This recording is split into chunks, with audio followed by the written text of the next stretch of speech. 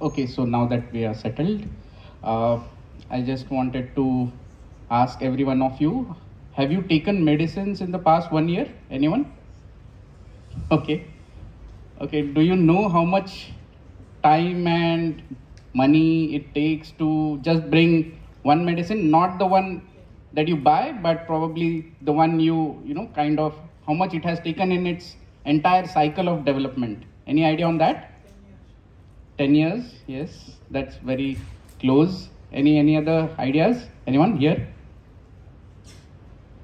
It it usually takes anywhere from 10 to 20 years, and it takes usually about $2 billion for an idea of a drug or a molecule. From that idea, from it's called as from the what do you say? From the lab to the bedside. So it takes 20 years and $2 billion usually. Now, imagine the drug or medicine that you have taken today. Probably it was, discovered or it was invented about at least 20 years ago. So isn't it kind of, in some sense, outdated, right? So it may not be like the latest thing to solve, your problems. So there is always that possibility. And also it takes a lot of, just like sometimes we say, why do we have these kind of meetups? Because we need, exposure to industries. And because academics may not be, as cutting edge probably sometimes as industries are. So maybe that's why we have these kind of meetups. So that's also one of the reasons why medicines need to be produced at a faster rate. Okay, so the faster a medicine comes, the more updated and the better it will be. Okay, so that's why we need something that will cut down that time as well as the amount of money it takes. Now, why does it take so much amount of money? Any idea? Yes. So one of the major things that medicine goes through, a drug goes through before becoming a medicine, is it undergoes extensive trials. So those trials themselves could last years. So there are preclinical trials, then there are clinical trials, then there are trials which are phase 1, phase 2, and phase 3. So these have different criteria for passing. And after those trials, those drugs actually are sanctioned by FDA of US FDA or other countries' FDAs, and then they kind of become reliable medicines.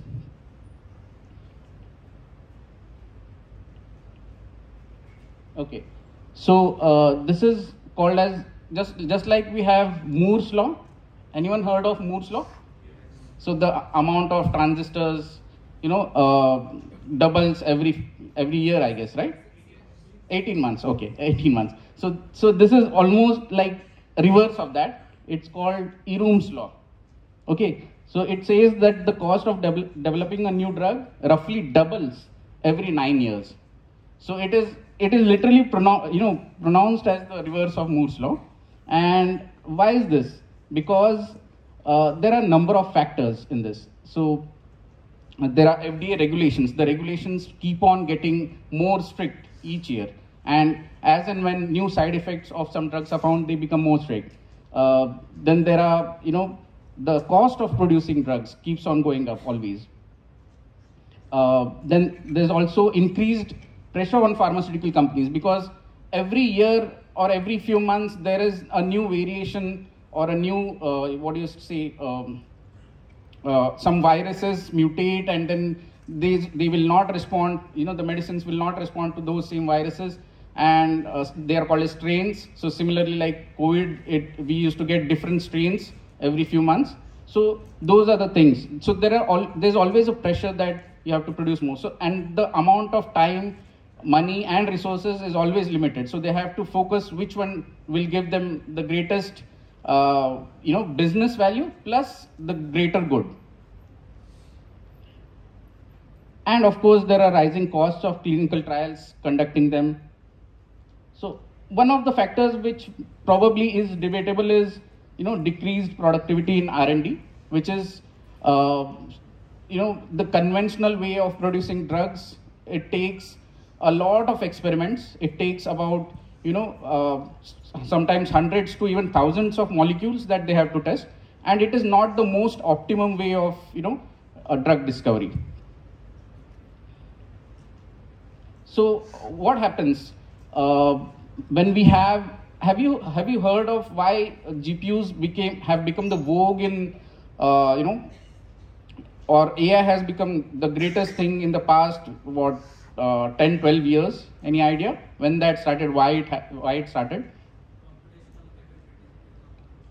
Yes, computational capabilities is one. The inflection point, if I can call that, the inflection point was three things came together: huge amount of data, very cheap computational power, and algorithms that could use huge amount of data as well as that computational power. So this happened in 2012, to be, to pinpoint. This happened when a team of researchers led by Professor Jeffrey Hinton, who is kind of the pioneers of AI, he and his team used a GPU to solve the ImageNet challenge. So ImageNet was a challenge. ImageNet is like a huge collection of images, and they have several problem statements like classifying images and taking out segmenting images and those kind of things. And that team for the first time used GPUs. And the algorithms have been there since 60s, 70s, but the algorithms only could use that amount of data and such computationally cheap computation only when all these three things came together. That was the inflection point of AI. So that's when the AI boom started, 2012 precisely. And if you look at the scientific data proliferation, it is kind of increasing exponentially. Now everyone is using AI. Everyone is, since last around 2-3 years, everyone is using even ChatGPT and LLMs. Have you used ChatGPT, anyone? Almost all of you? I still see some hands not raised. Okay, that's very surprising.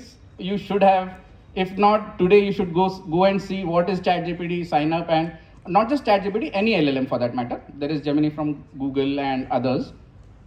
So even for publications, all kinds of research, advertising, you name it, and you'll see people are using LLMs now. And so similarly, the scientific data is proliferating at an exponential rate. The AI-driven knowledge and capability is also, chasing that, whereas the conventional drug development is progressing linearly. So if you go by that conventional drug discovery, method, you will never be able to meet the amount of scientific data being produced. So you'll never meet that. So they are not even, so it's not even chasing that data. It's actually going in a different direction altogether. So that is why we would need AI to, make sense of such amount of data. So there is publicly available data, which is, all the publications, research. Then there is enterprise data. So people, companies acquire data, produce data, and then there are collaboration between different companies, associations, organizations. So this is all the amount of data, the type of data, and we have to figure out a way to bring all of this data together so that we can make sense of everything that is there.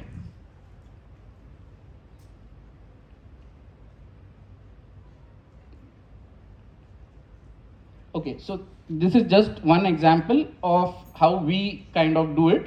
So there's a lot of, research papers which have unstructured data. So they are in a format which is required by that journal or that conference. What we do is we kind of, have NER, which is named entity recognition. We identify all the entities in that research paper, and if they have corresponding values, we make a table of them, and then we push them into databases, and then we find out.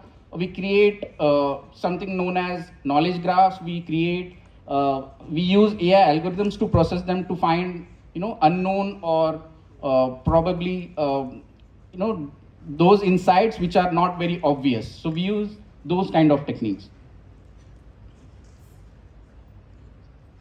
So this is one method where we, this is the traditional thing that we do at Innoplexus, where we have different kind of modules, and these modules actually, are important in the process of AI-driven drug discovery. So there is, first of all, there is a module which is target identification. So if you have some disease, that disease is actually kind of relevant to certain number of proteins. So we need to find which proteins need to be targeted to cure this disease. After that, then it proceeds to lead optimization, clinical trials, and so on and so forth in the top side. Then we see if a drug particularly cannot cure by itself, does it need certain other drug to help it out? So we have drug combinations, and we also need to figure out if those drug combinations are synergistic. So do they work together, or do they kind of cancel each other out, or do they kind of harm each other, or kind of reduce each other's effects? So we need to figure out that. Then there are certain drugs which a company kind of produced or manufactured, developed it for one particular use case or one particular indication or disease, but later they found that the total addressable market for that disease or whatever reason is not enough, so they stopped manufacturing it, or they stopped the development of it. Then such drugs can also be repurposed for other indications or other diseases. So for example, I'll just tell one example where aspirin is usually used for headaches, but later it was found out that it also kind of makes the blood thin. So it is also given to hypertension or BP patients. So these are some kind of it's also one kind of repurposing of that drug. Then we have if a pharma company comes up with a number of indications that they are targeting, we need to also expand the list of those indications. Just like I said, those drugs could also have effects in other indications or other diseases. And biomarkers is like any treatment or any disease will produce certain numbers or certain markers in the body, which will either, suppose it is gene expression, it will either inhibit the expression of that gene, or it will kind of amplify it. So we need to measure those. So those are biomarkers. And and then after treatment, we need to measure those biomarkers again. So that is how a treatment, the efficacy of a treatment is gauged. Yeah. So these are the major modules that we work on. Target identification. Antibody engineering is like you have certain proteins, and you actually kind of modify those proteins to make them work in a certain different way. ADCs are basically antibody drug conjugates. So these are, have you heard of something called as precision medicine? So precision medicine is like you only target those proteins so that there is no collateral damage or collateral effect on other cells or other parts of the body. So ADCs are basically proteins which have a small molecule attached to them via something called as a linker. And these together form a complex. These antibodies or these proteins actually go and attach to one single location, which is, suppose it is made for just the cancer cells. So it will only attach to those proteins which have this, those cancer cells. So it is precision medicine. Yeah. Then, we also need to, because there may be indications or there may be diseases which may not have exactly a molecule that will, kind of cure it or, change the gene expression or biomarkers for it. So there we need to identify certain molecules. We need to manufacture or develop completely new molecules. So that is called as de novo molecules.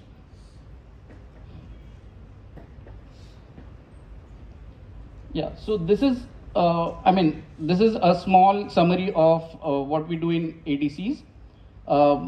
What we did here, we did a 2D similarity model. There is one big a software like Schrodinger, which kind of is useful for a lot of things, and which is a gold standard in the industry, in the bioinformatics and pharma industry. And we recreated a module that can detect 2D similarity between molecules. So we kind of saved some money there in the license for that. We also did a proprietary linker prediction. So when suppose there is a protein molecule, there is a protein and there is a small molecule which is the drug, and they could be connected by different linkers. Now these linkers actually in some sense there is no what do you say, there is no particular definition of how a linker should be produced. So a linker is just the glue between that protein and the small molecule. So there could be different ways of that, linker which will attach the protein and the small molecule. So we have different, we created a model which will do linker prediction. And we also did a antibody, we did a ADC activity prediction. So when we actually virtually produce an ADC, a protein linker plus and the small molecule, we also try to find whether it is actually having some bioactivity. So that bioactivity is actually, that actually predicts whether this ADC will be effective or not. Okay, so आपने ADC तो produce कर दिया, but do we actually need to clinically test it? It's not necessary. You can also do a virtual test. So there are prediction models, and we developed that. So there are certain databases. One of them is Geo database, and it has extensive data on studies that are conducted for biomarkers. And we needed to have a method where we could help researchers find out if a certain study and the samples within are relevant for their research. Say for example, a study was done for certain animals. So we need to find out if that study is relevant to their current research. So they can do semantic search on that, and based on that semantic search, they can get which particular study is relevant. So this is something that we developed, and this was based on LLMs. So I told you about clinical trials. All trials don't have exactly the same definition. So some trials are like placebo trials. So placebo trials are like a false medicine or a non-medicine actually is given, and effect is observed. The patient is of course not told about it, and such kind of studies. So there are also studies on psychological analysis. There are studies on even social analysis for that matter, and the primary outcome of all studies are different.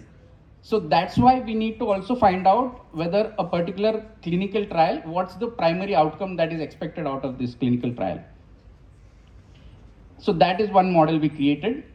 We also created a model for label classification. So if a particular clinical trial, what is the probability that it will succeed? So that is one model. And this is a lot of data, but I'll not go into reading all of it. What I'll do is I'll try to summarize and let you know what exactly this means. Yeah, we also spoke about drug synergy model. So there is, in cancer, there is something called as, in oncology, there is something called as a Bliss score. So Bliss score, the higher a Bliss score is, the better the synergy between two different drugs is. Then there is just like drugs, there could be a combination of proteins in the body, which are the target proteins. So if these two proteins are targeted, there is a higher probability that this disease will get cured, or the symptoms might mitigate, and so on and so forth. So we developed models for drug synergy prediction, target synergy prediction, and we also did a combination of or ensemble of all these.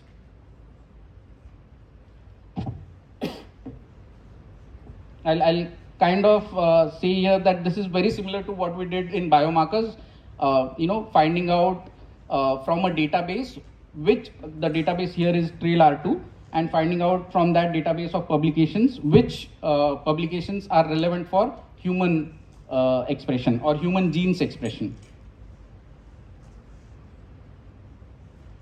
Okay. PROTAC is another module which is very similar to antibody drug conjugates or ADCs. It is proteolysis targeting chimeras. It's quite a mouthful. Now what this is actually, it's a combination of actually 5 different entities. There is one antibody, then there is a warhead, and there are 3 bodies. Instead of one linker, there are 3 things in between that all together combine and they produce something called as PROTAC. Now these PROTACs are actually in some sense, for the lack of a better analogy, they are something like a suicide bomber. So they actually go and hit that target and they actually destroy that target. So that target is most necessarily of oncology or cancer cells. Yeah, here now all drugs, they have certain properties. So these properties are called as ADMET properties.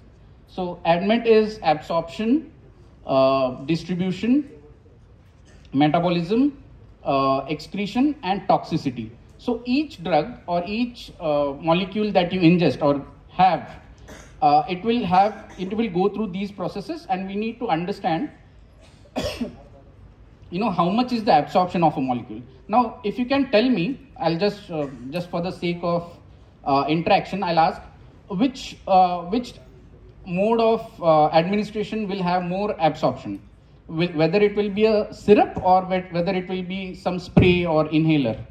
Any idea on that? Who said syrup? Okay. So it is totally dependent on what is the target. So sometimes, when we are targeting respiratory tract diseases, an inhaler or a spray would be more absorbed compared to a syrup, because the syrup will go through the digestive system. Whereas, of course, the digestive system will be distributed throughout the body. But if you want direct absorption in the respiratory tract or lungs, you should probably target an inhaler. So recently we also developed a module where we kind of found out or discovered that which oral drugs can be converted, or what is the feasibility that they can be converted into inhalers. So we built a model around this, and probably it has good response right now. So all these ADMET properties, these are the 5 types of properties, by the way. So then there are specific, in these 5 types, there are specific properties which is like half-life. So half-life is like, how much time does the body take to actually excrete half of the drug that is consumed. So these are the properties. So we have to build models around the experimental data that is available. And let me tell you one thing. In all the medical, the entire medical field, the amount of data available publicly is very less, or it's minuscule compared to what is available privately. So pharma companies or research labs, or they have huge amount of data. So what we need to do is we need to get those actual experimental results, and based on those experimental ADMET properties, we need to build models which will do predictions on other drugs. So we do this all on the property which is called as SMILE. SMILE is have you heard something called as IUPAC? IUPAC, name of a chemical compound or something. So just like IUPAC name, there is a representation, 2D representation of a drug which is called as a SMILE. And this, based on these SMILEs, we actually can predict a lot of these properties, whether it is all the 5 types of ADMET properties and all the other specific properties, which is half-life, binding rate, all these. How is the volume of a drug distributed? How much time it takes to be cleared, so on and so forth. Now, we started with this, which is target identification. So we need to first figure out, first step for any disease or any disorder is to find out which are the target proteins. So that itself takes a large amount of time to find out. So we did a targets ranking kind of. So we have actually about 25,000 odd total proteins in the human body, and based on which organ it is affecting, we rank these proteins, and we have certain models which will kind of tell whether which kind of property needs to be given more weightage. So if suppose if it is a respiratory drug, the absorption property needs to be given more weightage. Suppose it is something that is a brain disorder, the admit property relevant to the blood-brain barrier needs to be given more weightage. So based on the indication or the disease, we give certain weightages to these properties of the drugs, and based on these weightages, a target is identified, the ranked list of targets. So targets are basically proteins. Okay, now since we just any questions so far on all these molecules and drugs and how we go about it? Because I know it was quite a bit to understand, but I suppose that you must have understood at least some part of it. Any specific questions are welcome.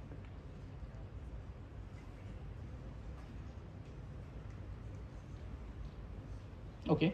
Yeah. So, when conducting the trials and research that you mentioned, right, how expensive is it in terms of computation as well as money?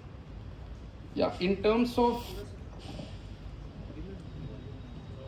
if you just speak from the point of view of computation, it is definitely much more cheaper than actually conducting a clinical trial in the physical world. So we have modules where we can do simulation of a clinical trial. So what factors, so how is a clinical trial conducted? I'll just shortly tell you. Clinical trial is, first the drug is selected and certain preclinical studies are done, experiments are done. And then when it comes to phase 1, a particular hospital is chosen, KOL or key opinion leader of that hospital or any hospital is chosen who will actually conduct that trial. So they will administer, so first they will enroll the patients who are ready to give a trial for that new drug. And after enrollment, after periodic periods, they are asked to come back to see if they are seeing any changes in the symptoms. So similarly, there are different phases. So if you do this physically, it will take months, sometimes even years. But if you simulate this computationally on a computer, you can get faster results. Of course, all this is not eliminating the actual physical trials. This is narrowing down the scope. Suppose, similarly in AI-driven drug discovery, if there are 50,000 compounds or molecules, say, will it be feasible to conduct, actual physical experiments on 50,000 or 1 lakh compounds? It will be very expensive and time-consuming. And all the experts who do these experiments are, highly valued. So they are also, form a large chunk of the, money that is spent on that. So instead, what we do is we narrow down the scopes to say, just 500 or 100 molecules that they can conduct experiments on, so that the actual time it takes from lab to bedside is reduced from 20 years to say about 3 to 5 years maybe. And instead of $2 billion, it comes down to a few $1 million. So that's the whole aim of what we are working on. Yeah. Any questions? Yeah, please.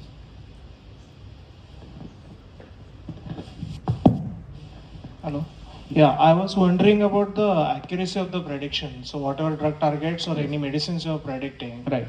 How much they are correlated with the actual drugs, yes, which are in use? Yes. So for this reason, there are two ways we kind of verify these things. One is, of course, we have pharma clients who do the actual experiments and they come back with our results. When we give them our outputs, they come back saying whether these are relevant or not. That is one. And then we have a subsidiary which actually does experiments called AssayWorks on these molecules, and they also, kind of verify what we did computationally, whether it is relevant or not. Yeah. So when we do these AI models, our target is usually anything from say 60 to 85 at least. If we don't get that much of F1 score, we don't even go ahead sharing that. Yes, please. I'm more interested into the that you are using. So how do these models are actually developed so that you can use those models to predict? Yes. So if I can give you one example of the inhaler one that I spoke about, there were 3 classes of drugs we first found out, which is oral, inhalers, and there's a third class which are both orals and inhalers. Okay. So in these 3 classes, what we did was we created a model which would kind of take the oral inhalers and the orals as inputs and predict whether a particular new molecule or a new smile of a molecule, whether it will be a oral only or it can be an oral plus inhaler also. So it's usually a classifier module. So we use all kinds of modules, right from classical machine learning to deep learning and to even graph neural networks. So whichever is suitable for these, we take that one. And based on that, this classification, whether it is only an inhaler or an oral plus inhaler, suppose a molecule came out as oral plus inhaler, okay, a new molecule. Then what we do is we also, as a second step, verify if the prediction, the molecule that is predicted as oral plus inhaler, whether its properties are similar to actual inhalers. So the correlation between these two. If there is no correlation, then we reject that molecule and we retrain our model, saying that this is a negative sample instead. So this is how iteratively we kind of develop these modules. Yeah. Okay.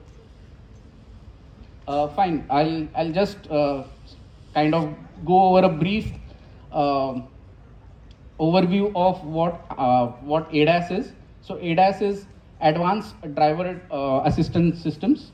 So these are systems which help drivers to kind of offload certain things to the car or the car hardware or software.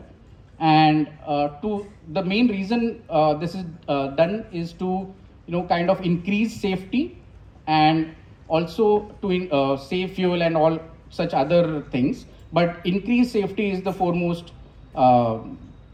reason that why this is done. So I've worked on a model which would say all cars these days have cameras. So certain cars have 4 to 6 cameras also in the North American region. And so if this car is using any of the car cameras for certain systems, say for example advanced braking system, so automatic braking system. Suppose if the car lens or the camera lens has become dirty, if it is become dirty by, it could become dirty by muddy water or snow or leaves or even insects that are splattered on the lens. So all these things can hinder the field of view of the camera lens, and this can actually cause, instead of helping the driver for safety, it can actually cause accidents. So the task was to kind of detect whether a lens is dirty or not. And of course the car is a moving thing, so it takes a lot of computing. It has very small computation power, as well as it is kind of very difficult to do, because suppose a camera is static, it will be very easy to work on that static camera, whereas on a moving camera, it is, because the surrounding is always changing, so it is not so easy. So we developed an algorithm to kind of detect the dirty lens, and the turnaround time or TAT was within 1 second. Just that water droplets were one of the challenges here, which needed about 1.8 seconds for detection. So that was a difficult part there. So this actually algorithm is live on Ford F-150 semi truck.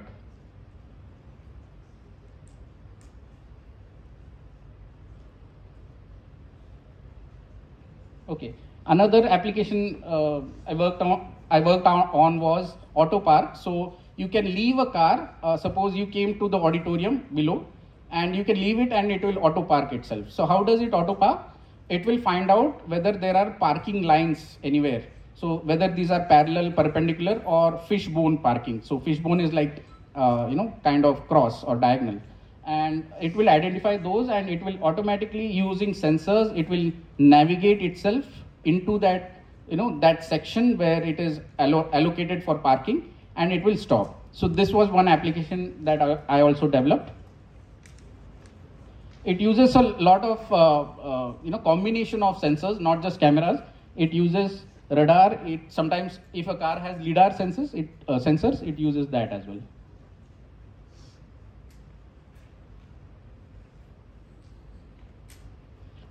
One important application developed was trailer detection and navigation.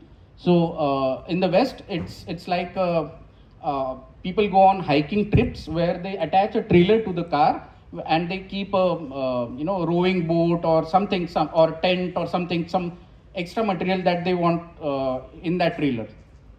And navigating to that trailer is a big hassle. So it takes a lot of time, lot of to and fro, and lot of guidance from someone else at the back of the car to actually make the car aligned with the trailer and attach it. So we had developed a system where the trailer would be detected automatically, and the car will the trajectory to the trailer would be kind of predicted, and the actuators on the car would actually drive that car near the trailer within 30 centimeters of the trailer, and then the car driver can step down and attach the trailer to the car. So this was another application we had developed.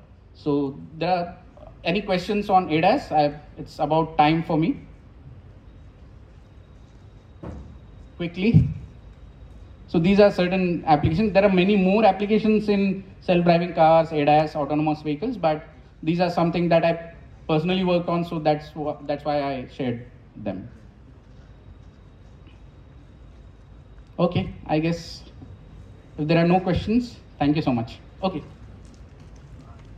What's the question? You can ask.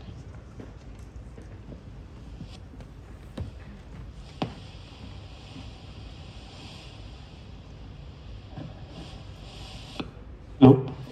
I have a question with respect to dirty lens detection. So it is possible that some droplet is on the camera, and by wind it will fall, right? Yes. So how did you deal with false positives?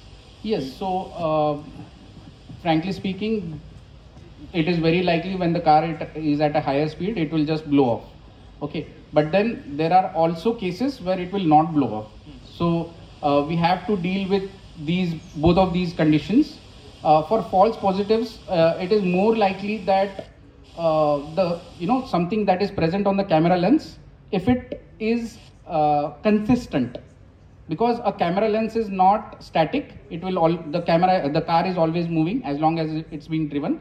So there is no way that there will be a consistent dirt on the camera lens. So we dealt with that false positive, of course, using we developed an algorithm. So how do we deal with any ML algorithm? We develop an algorithm.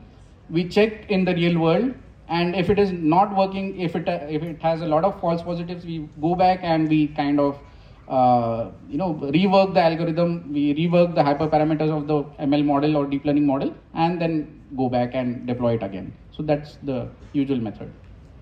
Okay, thank you. So additional to that, I have one suggestion, or there is another space where people can work is, like person, sometimes people sleep while driving, right? Yes, yes. So we can just build simple algorithm or model, yes, which will detect the person, whether person is sleeping or not. Yes, yes. Drowsiness detection, it is drowsiness, called. Exactly. And it will, sorry?